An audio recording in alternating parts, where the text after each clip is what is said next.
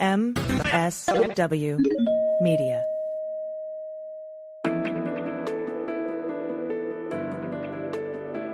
SpyTalk, a podcast at the intersection of intelligence, foreign policy, national security, and military operations. Hi there, I'm Michael Isikoff, and this is SpyTalk. Let's go back to the horrific dusk of August 26, 2021. An ISIS bomb outside Kabul airport tears through a packed crowd. 170 Afghans and 13 American military are killed in the largest casualty event there in a decade. A moment of acute savagery at the end of America's longest war. 3 years ago this month, an ISIS-K bomber attacked the Kabul airport in what turned out to be a shocking and deadly end to the U.S. presence in Afghanistan. At the time, President Biden and his top officials assured the country that the terror threat from Afghanistan wouldn't reemerge due to the American withdrawal because the U.S. military would use over-the-horizon surveillance technology to monitor and, if necessary, snuff out any plots that might threaten the U.S. homeland. But today, those words seem more hollow than ever. ISIS-K, the group that pulled off the attack on the U.S. soldiers at the Kabul airport, has become ever more aggressive, conducting mass casualty attacks this year that killed more than 200 in Iran and Russia. As evidence of their plotting mounts by the week, most recently with the recruitment of 2 teenagers to strike at a Taylor Swift concert in Austria, U.S. officials are on edge about a possible ISIS attack in the United States as well. We'll talk to Colin Clark, the research director of the Soufan Center and one of the world's leading experts on ISIS-K. We'll explore just how extensive and strategic the group's planning is, as well as the background of the shadowy figure who leads the group. All that on this episode of SpyTalk. Colin, welcome to SpyTalk. Thanks for having me. You have written extensively about the terror threat environment at the moment, which, as we all know, everybody from FBI Director Chris Wray to many others in the law enforcement intelligence community have said is one of the most challenging threat environments we've seen in years. Give us your sense of just how challenging it is. And in particular, you've written extensively about the threat from ISIS-K, which seems to be the one authorities are most focused on right now. Yeah, so I think to get a sense of how challenging the threat is, I always try to explain it. If you think about the global war on terrorism, which I think is poorly named, right? Because we went to war with a tactic that never really made much sense. It made people feel better, but it didn't make a whole lot of conceptual sense. And I think it led us down some rabbit holes. But during the global war on terrorism, we really were concerned with one type of terrorism, and that was Sunni jihadist terrorism or Salafi jihadist terrorism. And so that was Al-Qaeda, its affiliates all over the world, and then after Al-Qaeda, the Islamic State and its affiliates worldwide. But that's really what we meant when we said global war on terrorism. Now, when you look at the threat picture, I've explained it as going from monochromatic to kaleidoscopic. Now we're worried about the far right, worried about the far left, we're worried about state-sponsored terrorism, especially Iran's axis of resistance and Shia groups. And then we're also worried about this kind of strange emerging trend that we've called salad bar terrorism, where you have lone actors that are hyped up on propaganda online that kind of take bits and pieces of different ideologies and kludge them together. A lot of this is overlaid by what we call accelerationism, which is this kind of far right ideology underpinning a lot of the mass violence we see today, particularly among neo-Nazis and white supremacists. As you look at this overall mosaic, talk to me about ISIS-K and where they fit in. And, the sense I get from reading your recent publications in Foreign Affairs and Lawfare is they are the most aggressive and ominous threat we are facing today. Yeah, I think that's right. I mean, I kind of compare ISIS-K today to what Al-Qaeda in the Arabian Peninsula, the Al-Qaeda affiliate in Yemen, was in the kind of late 2000s, when you saw these really big swing for the fences plots If you remember the underwear bomber plot, that was a big one, right? They were still trying to go after airliners. There was another cargo planes plot that was busted, tied back to AQIP. So ISIS-K is, in terms of operational tempo, the frequency of their plots and attacks have increased drastically, at least in terms of the West, right? So this is a group that was largely, and still is, based in Afghanistan and parts of Pakistan, but they've reached out to various diaspora communities, Central Asian, chief among them, especially the Tajik diaspora in the West, but also diasporas from the Caucasus and the Balkans, to tap into some of the radicalized individuals that live in places like Austria, in places like Russia, in places like the United States and Canada, right? And so they're trying to conduct a large scale, what we would call a spectacular attack or a high profile attack against a soft target. The Taylor Swift concert being the kind of most recent and high profile, but they're big game hunting, so to speak. Yeah, and in fact, people tend to forget this, but there have been mass casualty attacks by ISIS-K this year. Several. The attack on the Soleimani funeral, where over 100 people were killed in an ISIS-K bombing. The attack at the Crocus Music Hall in Moscow, 160 people, I think, killed. Those are pretty spectacular mass casualty events. And ironically, you said before that they've stepped up their tempo of attacks on the West. These were against two of America's primary adversaries that they're going after. The other interesting piece there is that the U.S. intelligence community tipped off both the Iranians and the Russians that a plot was kind of in the works. And I look at Iran especially, which has been repeatedly victimized by ISIS-K. There's been numerous ISIS-K plots and attacks on Iranian soil. Recently, Ismail Haniyeh, the leader of Hamas political bureau, was assassinated in Tehran right under the nose of the Iranians. And so people say, why are the Iranians so bad at counterterrorism? And I think there's a couple of reasons to explain it. One is their bandwidth is overstretched, but two, they're focusing on the wrong threats. They're focusing on harassing, women who aren't wearing their hijab properly, or they're going after the LGBTQ community or opponents of the regime. So, a really kind of bad look for the Iranians, and it's allowed groups like ISIS-K. And I'd say the same for the Russians. They're focused on Putin's regime opponents, and they kind of missed, and they missed big at a really high profile attack that the West fears is going to be a model for attacks there. Christopher Wray has said it on multiple occasions now. That's the type of a model that ISIS-K wants to pull off in Europe or in the United States. So I want to dig into what we know about ISIS-K right now. A lot of people, obviously there was an enormous focus on ISIS back 2014, 15, when they proclaimed the caliphate in Iraq and Syria. We went to war to destroy that caliphate and thought we'd had some success some years ago. And yet here they are surging. We clearly focused on them after the attack on the Kabul airport in 3 years ago this month. Yep. But how did they establish themselves, and what do we know about where they are, how many there are, who their leader is? Is it a command control kind of thing, where directives are being given from the mountains in Balochistan to operatives all around the world? Tell us what we know.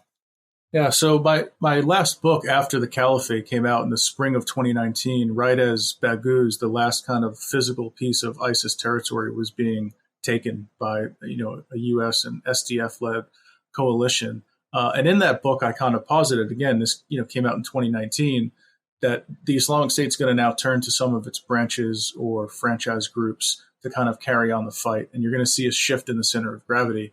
And one of the groups that I pinpointed at the time was the Islamic State Khorasan in Afghanistan. Several years later, you have all these events that kind of make it seem that I was a bit more prescient than I had even intended to be, especially the U.S. withdrawal in August 2021 and what a disaster that was. The massive attack at Abbey Gate, but really kind of the United States losing any eyes and ears on getting a legitimate sense of what the terrorism picture looks like in Afghanistan. And I think it allowed a group like ISIS-K, even as it fought against the Taliban, to regroup, to plan a new strategy, to reallocate resources toward what we call XOps, or external operations. But this is one node in a broader global network that is very much still intact. The leader of ISIS is really a relative unknown. There hasn't been a leader since Baghdadi that's been charismatic, that's been able to kind of come out and rally the troops, as it were, because these guys are hiding. They are practicing operational security and hiding and attempting to stay alive.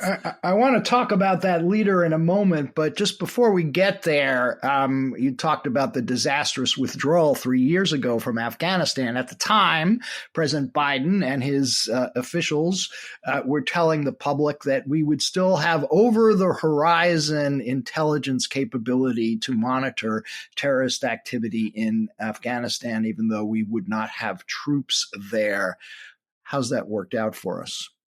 It has not worked out incredibly well, but at the same time, it depends what your measuring stick is. I've heard people sell it to me as, look, everything's fine. We withdrew and we haven't had a major attack.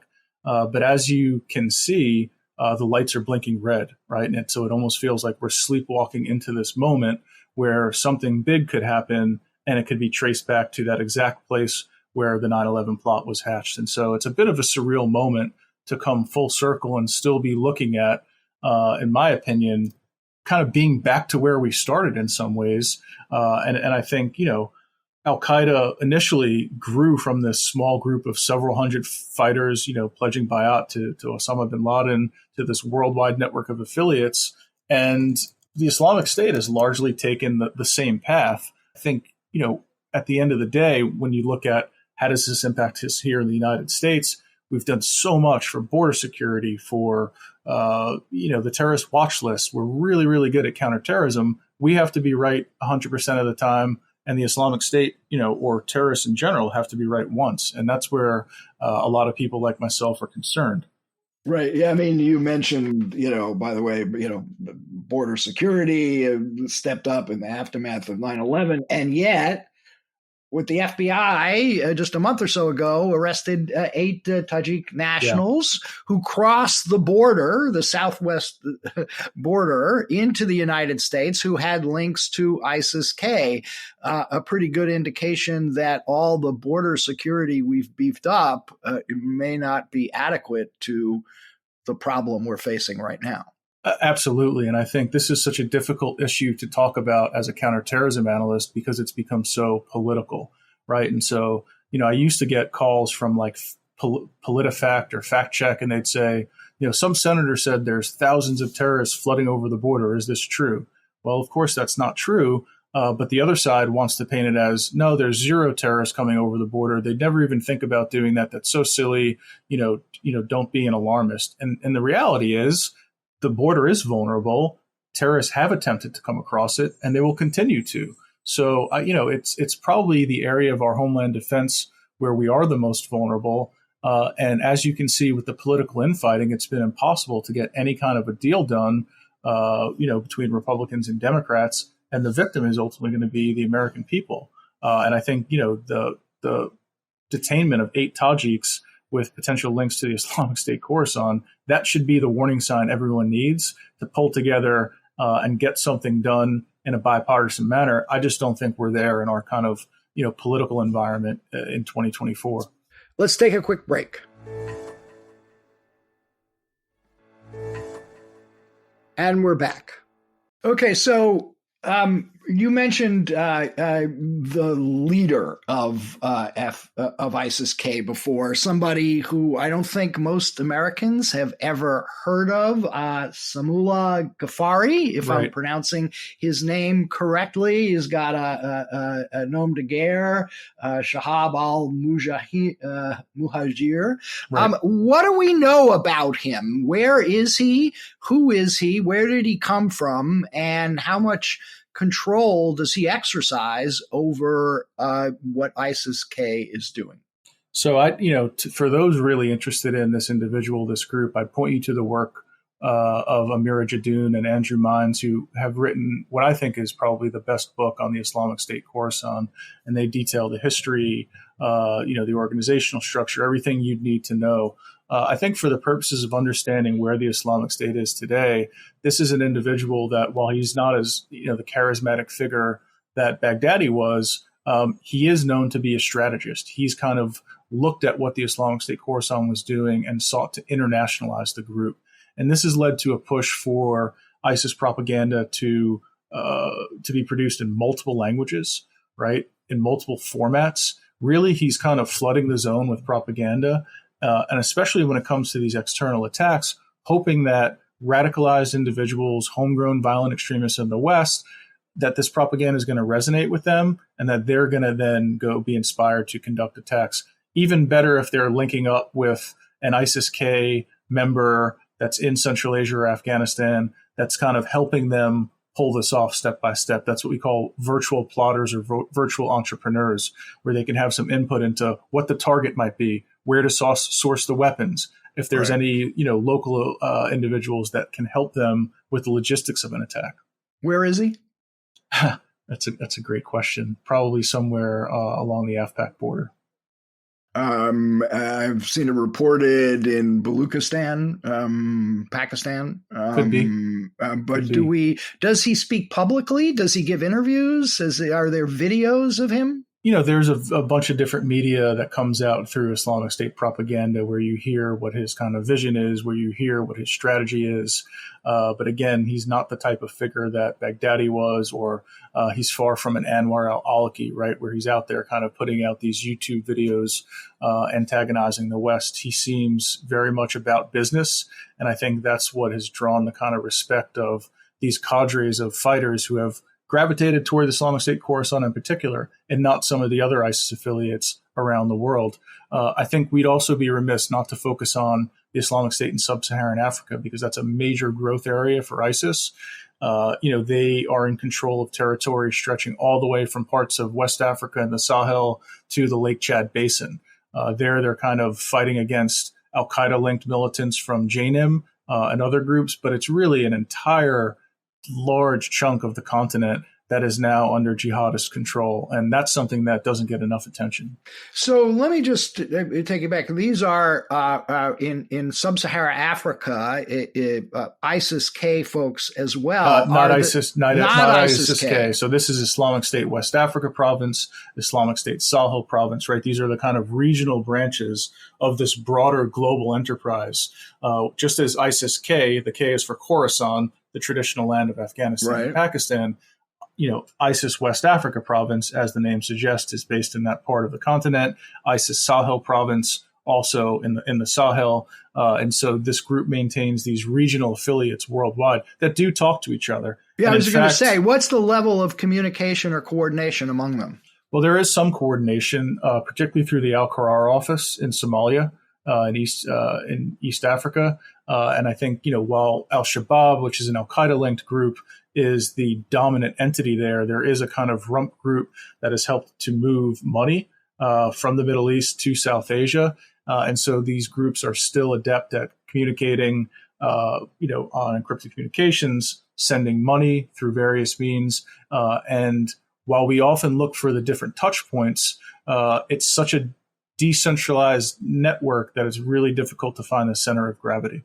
Yeah. Let me I'm a little obsessed today with Samoula Ghaffari, mainly because until I started reading your work, had not really focused on him. But 29 years old, when he was first elevated to the post of leader of ISIS-K, he was widely described as somebody who was not Afghan and not Pakistani, as an Arab who had fought for ISIS in Iraq and Syria back a number of years ago, sort of battle-tested. More recently, the reporting seems to be he's Afghan, and I've even seen reports he was implicated in the bombing at the Kabul airport.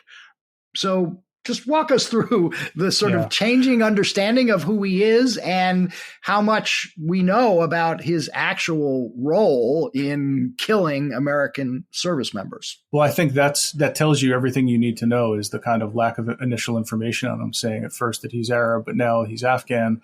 This is, someone that wants to stay in the shadows, right? And he's done a pretty good job about that. Even if you look at his kind of rewards for justice profile through the U.S. State Department, there's very little on him, right? Talks about his experienced military leadership, calls him one of ISIS-K's urban lions in Kabul, who'd been involved in guerrilla operations and the planning of suicide and complex attacks.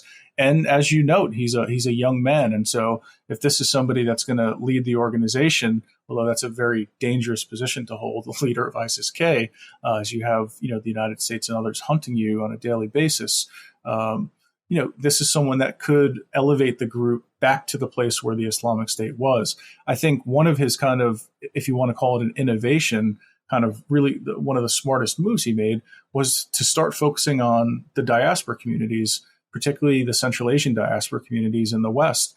There's been multiple plots linked to Tajiks in particular, where ISIS-K propaganda resonates. These people are already living abroad, and he's able to connect with them through electronic means. Now, it's also shows you one of the limiting factors of why there haven't been successful attacks in Europe, where so many of these have been prevented. And that's because even communicating at these long distances still prevents a vulnerability. The United States has world-class signals intelligence and is able to kind of help its partners, as it seems the U.S. did with the Austrians in this recent plot against Taylor Swift. Was Ghaffari implicated in the attack on the Kabul airport that killed 13 Americans? Well, as a high-ranking leader of the Islamic State Khorasan, there's a lot to believe that he is implicated in that attack. There's something that, if you remember the counterstrike, where the U.S. said, "Oh, we killed the individuals that were involved," and it ended up being civilians. Right.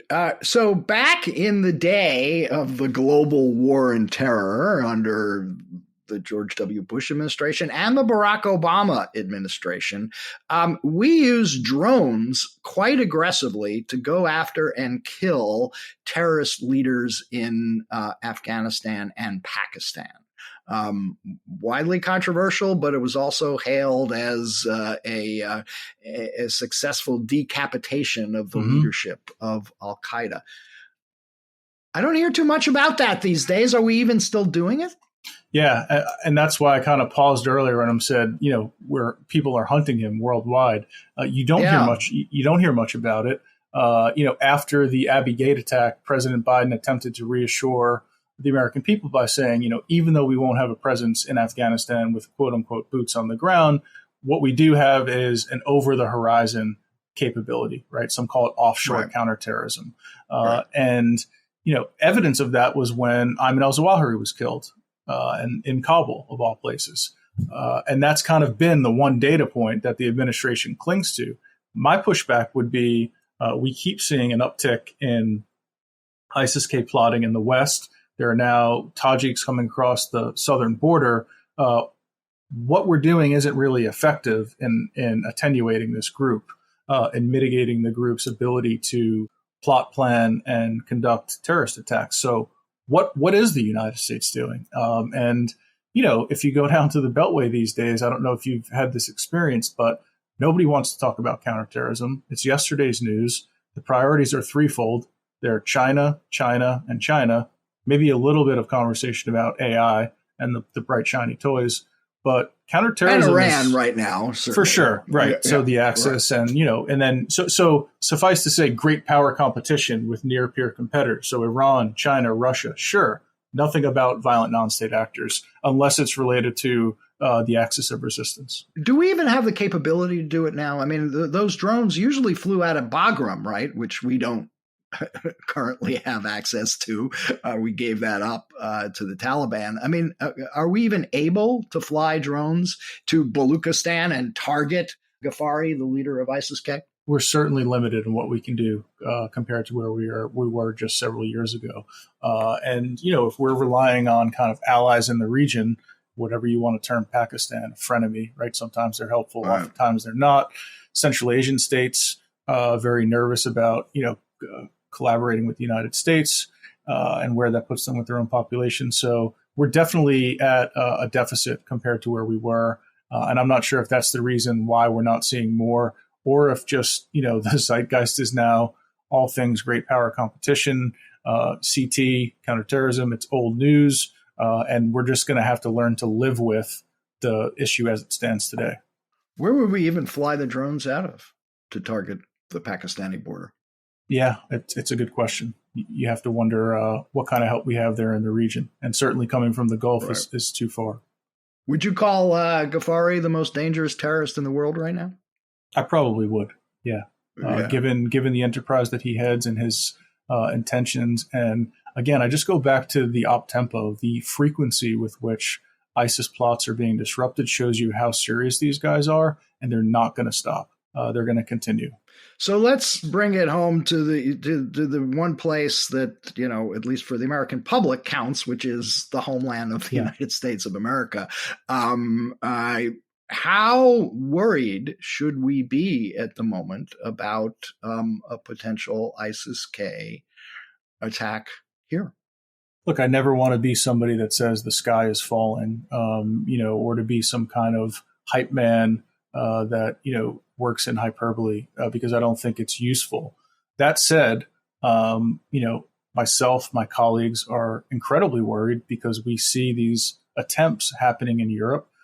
We see these kind of, attempts at penetration of the U.S. border.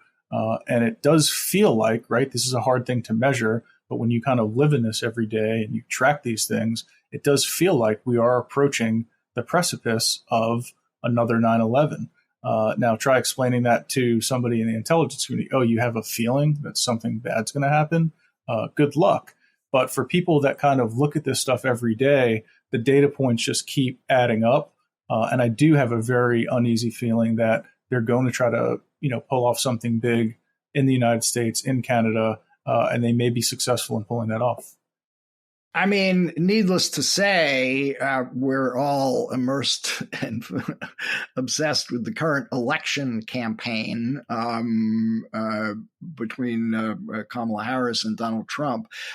Were there to be such an attack, especially if it came from operatives who crossed the southwest border, the political impact of that would be enormous, no?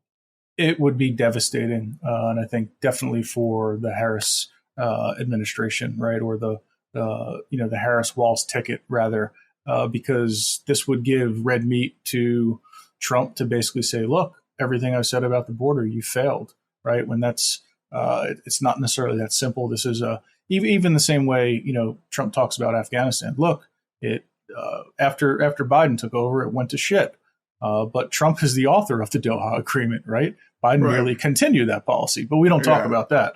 So, there'll be the usual with, political attack ads, but I think that would be a massive blow to the Harris-Walz ticket if something, we got that kind of election surprise. And it would be devastating to the U.S. people. I mean, look, this is a terrorist group that's continuing to target Westerners, and we have to be vigilant. We have to do everything we can to prevent that. There was a report, I believe, that House Republicans put out the other day. You mentioned, the question of how many terrorist operatives or people who are genuine security risks are crossing the southwest border. I think they put the figure at up to 100. Wow. Do we have any hard intelligence on that? Yeah, we have the isolated instance of the the Tajiks who were arrested, but do we know any more?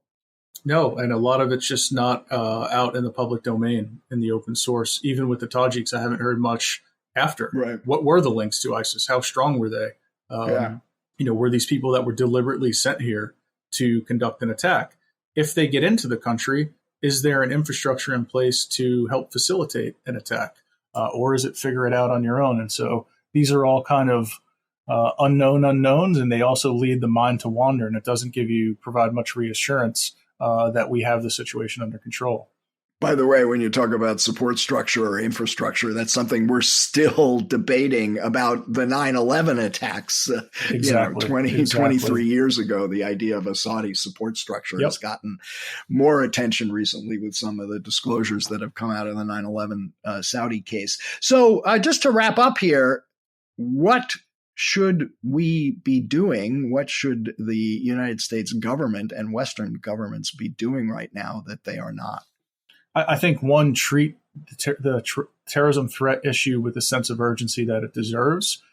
This isn't just a kind of blip in the post-Cold War era, the global war on terrorism. Terrorism is an enduring issue, right? And there's times where you're going to have it under control, and there's going to be other times, like at the peak of ISIS, where we were seeing vehicle attacks in the West, in New York City, in Nice, Berlin, Stockholm, on a regular basis. People were terrified, right? The psychological impact is something that we often overlook. We focus on body counts and casualties, but really the psychological impact, as the Israelis, are dealing with, is tremendous. So I think resourcing the threat. I mean, a lot of the people that I speak to in government have been shifted to other portfolios, right? Longtime counterterrorism folks that have been moved to China, to Russia, to deal with other pressing issues. I would say don't leave the bench thin, because we're going to come to regret it.